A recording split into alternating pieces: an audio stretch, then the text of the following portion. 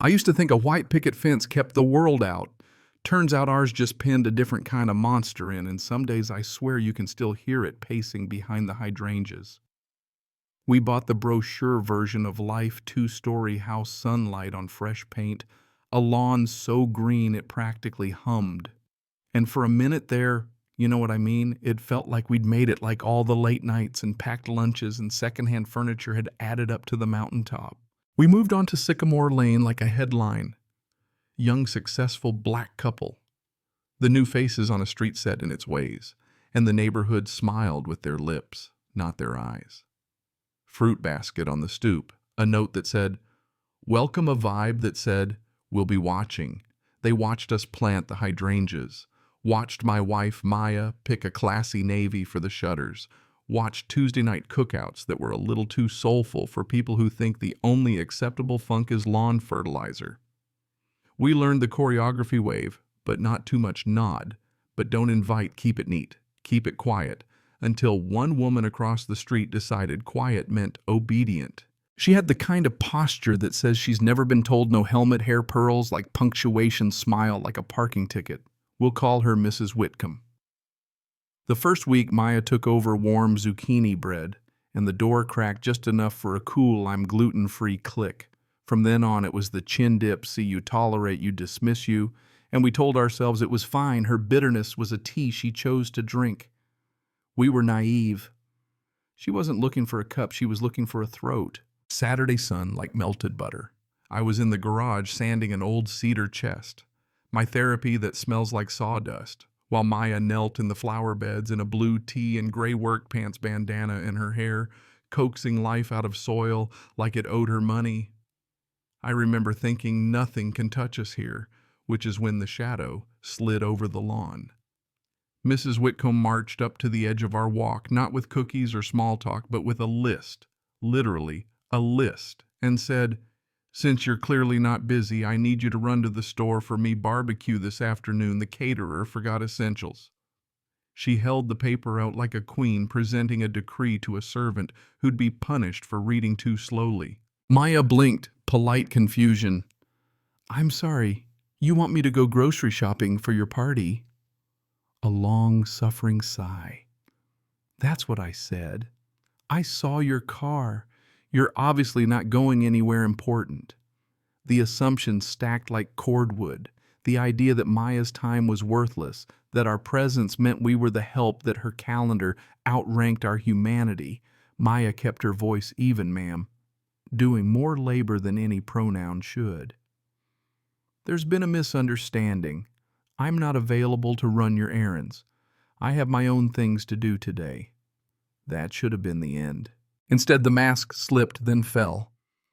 Not available, she repeated, and her face went blotchy red. What could you possibly be doing that's more important than helping a neighbor? This is a community. Coming from the same person who slammed a door on zucchini bread, it landed like satire. Maya turned back to her flowers, line-drawn conversation over, and that act of turning that gentle refusal lit the fuse. How dare you, she hissed, stepping forward, finger shaking, red nail like a laser pointer in Maya's face, voice rising until our quiet street echoed. You people move in and think you own the place. Bring your noise, your culture, ignore the rules. Yeah, that happened. I stepped out of the garage, heat in my ears, said, that's enough. You need to leave our property. She flinched back half a step, a stage move, not fear, eyes lighting with opportunity. Oh, look, she projected, hand to chest. Now he's threatening me. They're ganging up on me. She pulled out a phone like a sword and dialed 911 with the precision of someone who's practiced. I'm a senior. I'm terrified. The man is very large, very aggressive. Every word a lie, each syllable designed to write the report before the officers even parked. The siren chirped, cruiser slid between our houses, light strobing red and blue across the roses, and the older cop walked straight to her like he was reporting to a supervisor. Ma'am, are you all right? Soft voice, gentle nods. The younger one planted himself 15 feet from us, hand hovering over his holster like muscle memory. You two don't move. Not a question in the air, just verdicts. We explained calmly and with the kind of care black folks learn when the stakes are sudden and permanent that she'd trespassed demanded errands escalated with slurs when told no. He scribbled unimpressed and managed a calm down ma'am to Maya that did more to inflame than soothe. They chose their narrative and carried it like furniture, and by the time the lecture arrived, we're chalking this up to a misunderstanding. But you need to learn to de-escalate. Show respect to the elderly, the point had been made. They didn't arrest anyone, but they arrested something in us, and then they left, leaving the audience on porches to clap their coffee mugs together and crown a victor. Monday brought the paper dagger HOA letter on thick stock citing disturbing the peace and maintaining neighborly conduct. Probation for 6 months. Any further complaint equals fines and a hearing. Guess who signed top of the board? Madam President herself, Queen Whitcomb. The cage wasn't metaphor anymore, it was legislated, and the zookeeper had our address. Weeks went gray. Maya stopped gardening because the dirt out front felt contaminated. I mowed to the rhythm of curtains, twitching, and the house that used to be a refuge started to feel like a fishbowl. You begin to wonder, am I the overreactor? Should I have driven to Safeway for napkins? Would that have saved us the scar? Then you remember the scar was the point. Silence, I've learned, isn't peace, it's a tactic. Let me back up a sec to the first crack in the wall. I was buying mulch 2 towns over, talking soil pH with the owner, an older guy with hands like he could still carry 3 bags at once. And when I mentioned Sycamore Lane, his face tightened. Her kingdom, he said, didn't need a name. He told me about Luis, a young Latino worker she'd accused of stealing a ceramic gnome. Police called truck search, nothing found. But she called his boss anyway and demanded he be fired, then leaned on half the street to cancel their contracts when the boss refused. She doesn't want compliance, the man said, eyes flat with a memory he didn't enjoy. She wants ruin. I took his card and the story home like a lit match. From there, the threads connected fast: public records, forum posts, whispers that got louder when I said we weren't letting this go. The Rao's young family with a hand-carved bird feeder that mysteriously violated a rule no one had ever heard of told us about the complaints on the smell of their cooking, the constant fines that felt less like enforcement and more like eviction by paper cuts. The twist that knocked the wind out of me was the Ellisons, the elderly couple who owned our house before us. He'd needed a wheelchair ramp after a stroke. She fought him on historical aesthetic, fined them for grass length, for a chipped sill, for breathing too loudly, until they sold and moved to assisted living. It hit me like a bell. She didn't just hate us, she hated losing control of this property, and we were the living billboard that her reach had limits. We needed a fighter, not a fence-sitter, so we found attorney Avery through a civil liberties group. Mid-50s, clear eyes, the patient anger of a man who's built his life dismantling polite cruelty. We gave him everything from zucchini bread to 911, from Luis's gnome to the Ellison's ramp, and he laid out a 3-front plan like he'd been waiting to draw it all week. First, a cease and desist to Mrs. Whitcomb so sharp you could shave with it. Second, a demand to the HOA for immediate removal of our probation and a formal apology under the bright headache of a threatened federal suit.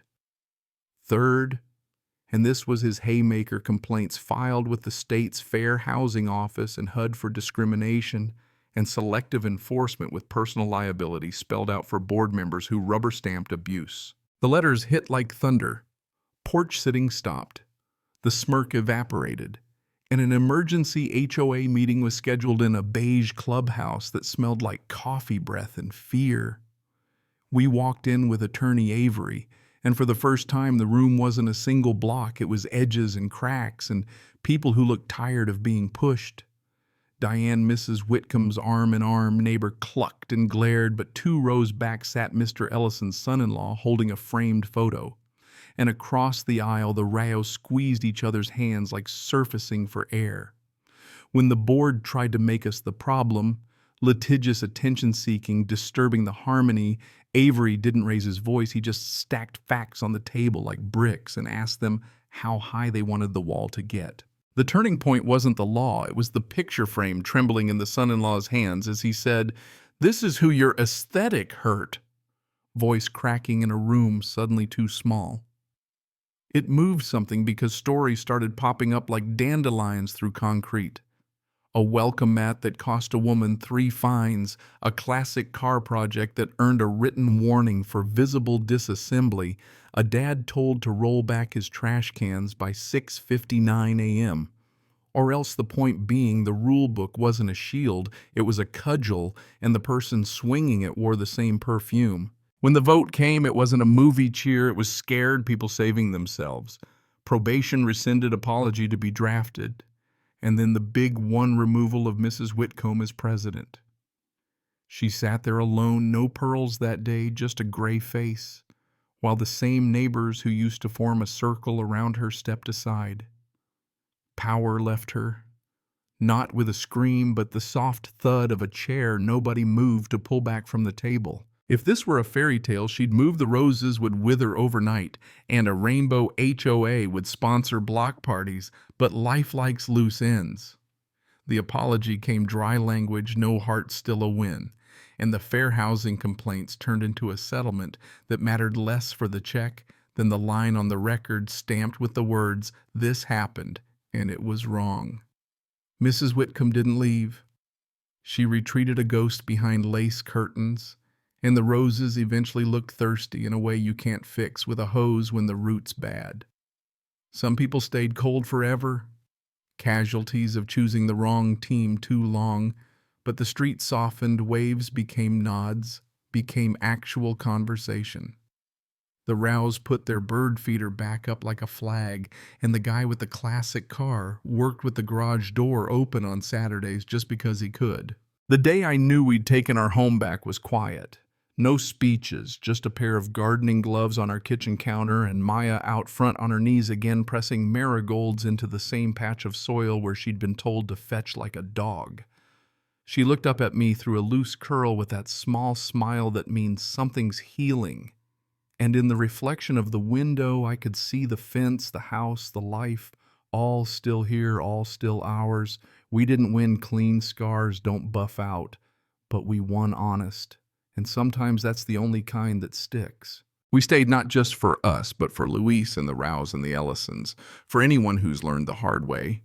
That neighborhood character can be code for know your place. We stayed because leaving would have been the last line of her victory speech. Now when I mow, I wave like I mean it.